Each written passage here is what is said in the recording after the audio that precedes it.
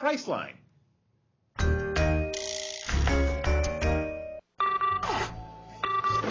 4-star hotel in Chicago? I'm on it. Got a guy, needs a deal on a room. It's $200 a night. Sometimes doing the wrong thing can feel so right. Close your eyes. We both know you got empty rooms up there. Well, I guess I could do $99 a night. You're so naughty. Save up to half off on hotels at Priceline. Would you buy a discount motel room from this Captain Kirk? Will he be in it? I hope not. No, not after this display of creepiness. This commercial really just creeps me out watching it because, first of all, that moment, there's so many pieces of it when he's in that lounge with all those people dancing, and then he appears in the hotel, and he starts to move towards her, and he bumps into her, which is a little creepy, and then he grabs her hand and moves the mouse around with her, and then in the end she says, well, I could do it for $99 a night. I mean, we're out of the world of hotel rooms, and we're into the world of creepy William Shatner. And that just completely puts me in a place where I don't want to use this service, even though I do use Priceline. And it started to make me think, what else creeps me out this much? And I was thinking about that Burger King, the King, that same character. And I've never seen him and William Shatner in the room at the same time. I had the same reaction. At first, when I first watched the ad, I thought maybe it's kind of funny. But then the second time and the third time, it started to creep me out even more because I'm a woman and I'm very, and I'm small and I have no physical power, so I need to be on the defensive when I see creepy stuff. And for the woman to be so affected by him, despite the creepiness, and he's not even attractive, I don't understand why she would even go for it. I'm on a totally different page from you guys. I love William Shatner, and I didn't think it was creepy. I thought it was cheesy. William Shatner is the king of cheese, and the great thing about him is he knows he's cheesy. He accepts his cheesiness, and I think that's fantastic. Is he not a tour de force of seduction skills, though?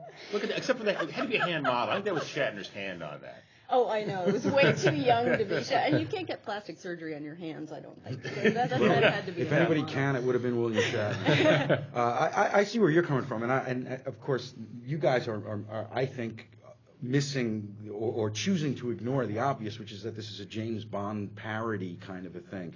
Frankly, it's a little harder for me to believe.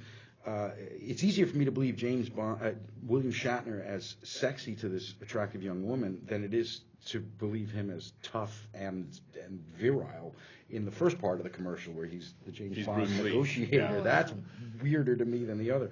But there is that humor element to it, and I think, like he says, it's good to be bad. I think that's the whole point of this, is to play up how bad is good. I think that it actually works as an interesting, ironic comment on itself. Yes, and William Shatner is bad at everything. He's a bad actor, a bad singer. It's a kitsch commercial. He's a bad husband, apparently. You guys know that story. It's a kitsch commercial right. with a kitsch approach to basically saying don't play by the rules, and everything that you've taught is good isn't. Priceline will get you in the back door, so to speak. Of course, I ask myself, I wonder what the sexual harassment policy at Priceline must be like. Yeah. But it is comedy, and I think it is kind of funny, but it is a little bit. I don't know how effective it is. I don't know how effective it is just because I don't have the same affinity that you do to William Shatner. I don't get. I don't think as bad kitsch goes. I think he's a poor example. I think this is far better. Yeah, and what I get out of seeing him do this is he's trying so hard for us to like him in that cheesy way. Yeah. But it's tongue in cheek, though. It's tongue in cheek. Yeah.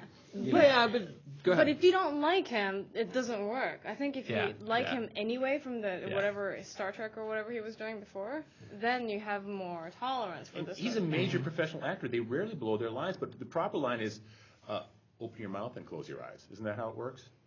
And I will get you a big hotel room. Actually, what you don't realize is that $99 is the room rate for an hour. That's a whole other. And he's not just famous for Star Trek, by the way. He was also on that fantastic T.J. hairpiece, which was a great show. Well, in Boston Legal. I mean, he's you're right. Yeah, and and he's good. Continue it rolling. Well, he's about to be disbarred from this behavior. I'll tell you that. It's just hard to understand the business purpose of this commercial. I just don't really get it. It's that kitsch thing that a lot of companies that are trying to brand themselves as young and different are sort of going that road of usurping the traditional conventional ways of attracting attention. And it's there are companies that are using 70s TV show icons as spokespeople. What's the Old Navy had actually quite a brilliant campaign because that spoke to an audience that it has an emotional connection to those iconic characters, but also has a sense of ironic detachment from them, and so it sort of speaks in a different way. And I get that. I just don't think this is the best example of it. Okay, time for our exit question. Shatner walks around the back and he says, "Close your eyes." When's a good time to close your eyes, Jim? Not when William Shatner is around. Nana. During commercials. Valerie. I get the dentist when he's got his nostrils over you. Paul. I think during T.J. Hooker. I think when that's on, you close your eyes as soon as you can. Good time to close your eyes is when you sneeze.